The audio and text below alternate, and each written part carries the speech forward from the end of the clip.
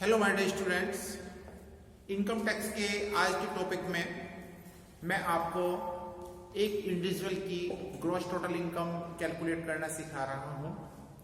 उसके लिए हमने एक एग्जांपल लिया है, जैसे doctor A.K. Tyagi is the professor in department of commerce. During the previous year 2019 and 20, his taxable income from salary 4,80,000, उनकी वेतन से आय 4,80,000 रुपया है। He is the advisor of maybe company for which he received 15,000 rupees per annum. Beside, he has the following income too. First, remuneration for examinership 3,500 rupees. Dividend on share of Reliance company, year gross 6,000 rupees. Interest on government securities 4,000 rupees. Remuneration of an article in magazine 500 rupees.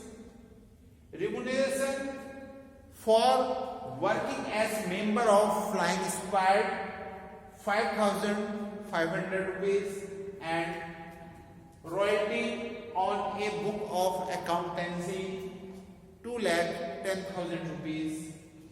Income from card gambling 1,000 rupees. Money found laying on road 8,000 rupees.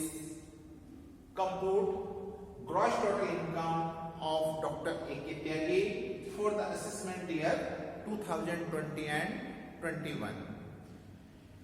इस question को हम इस तरह से solve करते हैं। Computation of gross total income for the assessment year 2020 and 21। उसके लिए हम इस तरह से फॉर्मेट तैयार कर लेंगे, पर्टिकुलर अमाउंट और टोटल अमाउंट।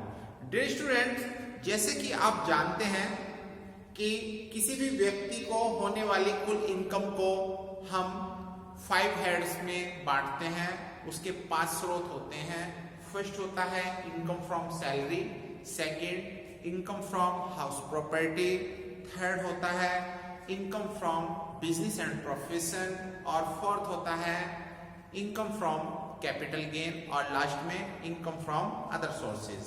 डियर स्टूडेंट, किसी भी व्यक्ति को होने वाली इनकम को हम इन 5 सोर्सेज में बांट लेते हैं, और जो इनकम जिस सोर्सेज से रिलेटेड होती है उसको उसी सोर्सेज से अटैच कर दिया जाता है। इस क्वेश्चन में हम लोग यहाँ पे देख रहे हैं कि मिस्टर A.K. त्यागी को सैलरी रिसीव हो रही है 4,80,000, जो कि टैक्सेबल है। इट मींस ये टैक्सेबल सैलरी है। तो यहां पर हम इसको शो करेंगे ग्रॉस टोटल इनकम निकालते समय, income from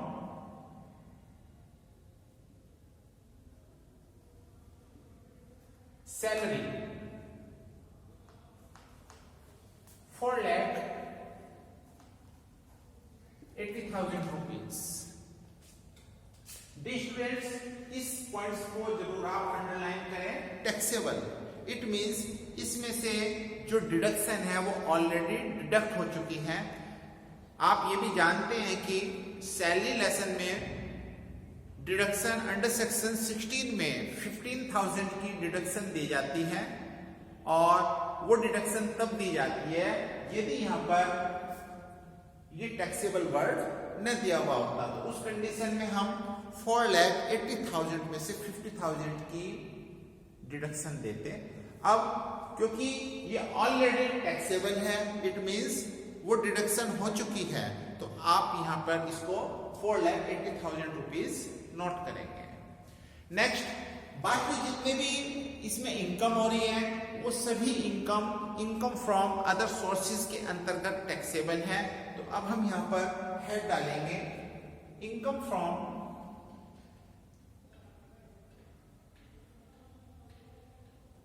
other sources.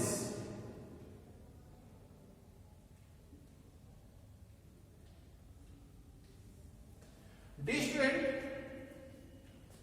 he is the advisor of many company. वो अन्य कंपनियों में एक सलाहकार भी हैं, जिसके लिए उनको वर्ष में 15,000 रुपीज रिसीव हो रहा है। एडवाइजर के रूप में जो उनको रिम्यूनरेशन मिल रहा है वो इनकम फ्रॉम अदर सोर्सेज के अंतर्गत टैक्सेबल होगा। तो यहां पे लिखेंगे हम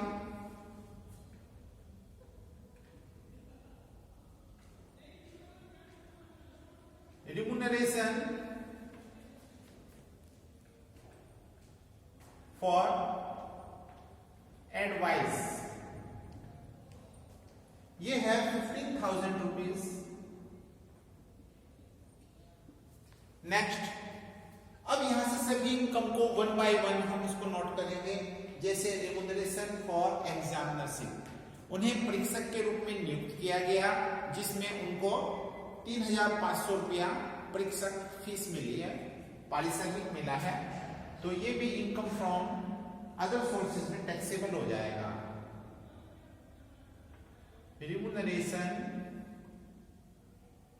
for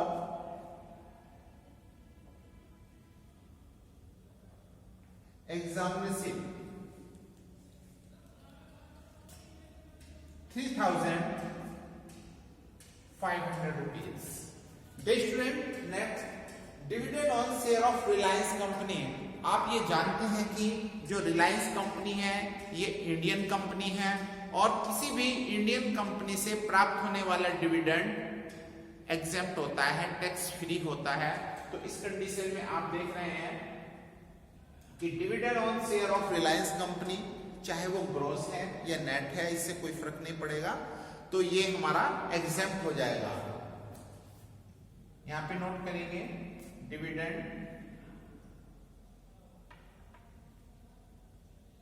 on share of Reliance company, क्योंकि रिलायंस कंपनी इंडियन कंपनी है, इस वजह से उससे मिलने वाला लाभांश एग्जेम्प्ट होगा।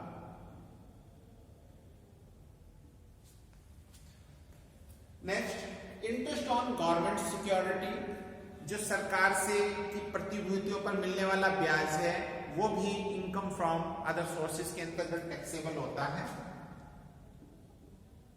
Interest on government securities 4,000 rupees. Next, remuneration on off an article in magazine, किसी मैगजीन में उन्होंने लेख लिखा जिस पर उनको 500 रुपीज रिम्यूनरेशन मिला, पारिश्रमिक प्राप्त हुआ। ये भी इनकम फ्रॉम अदर सोर्सेज में टैक्सेबल होगा। Remuneration of an article in magazine 500 rupees। Next, remuneration for working as member of flying squad, जो उड़न दस्ते होते हैं एग्जाम कमेटी में, उनको मेंबर्स के रूप में नियुक्त किया गया, जिसके लिए उन्हें 5,500 रुपया दिया गया। ये भी इनकम फ्रॉम अदर सोर्सेज में टैक्सेबल होता है। Remuneration of member of flying squad 5,500 rupees. Next, royalty on a book of accountancy, accountancy पर एक बुक लिखी जिसके लिए उनको 2,10,000 रुपए की रॉयल्टी मिली है। Royalty taxable under the head of income from other sources.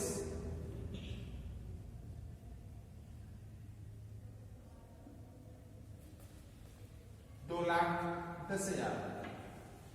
Next, income from card gambling, ताश के जो गेम खेला है उससे उनको गैम्बलिंग से इनकम हुई है 1000 रुपीज, ये कैजुअल इनकम है। Money found lying on road, सड़क पे उनको पड़ा हुआ धन पा गया है 8000 रुपीज, ये भी कैजुअल इनकम है। All casual income taxable under the head of income from other sources. तो यहां पर हम लिखेंगे casual income. First card gambling 1000 rupees and money found lying on road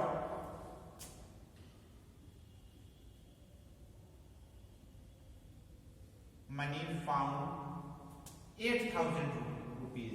तो इस तरीके से उनकी जो टोटल कैजुअल इनकम होती है वो होती है 9000 रुपीज। उनको जितनी भी होने वाली इनकम है उनको हमने हेड वाइज अलग अलग कैटेगरी में डिवाइड कर दिया है। अब लास्ट में ग्रैंड टोटल करेंगे इनकम फ्रॉम अदर सोर्सेज।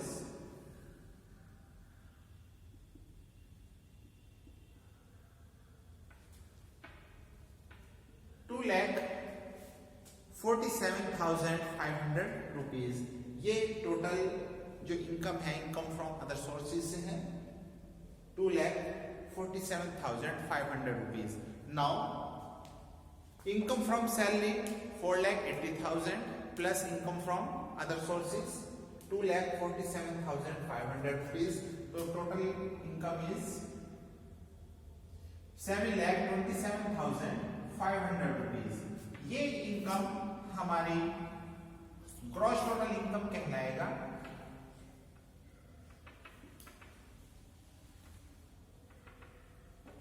इसको शॉर्ट में हम GTI भी कहते हैं। Thank you.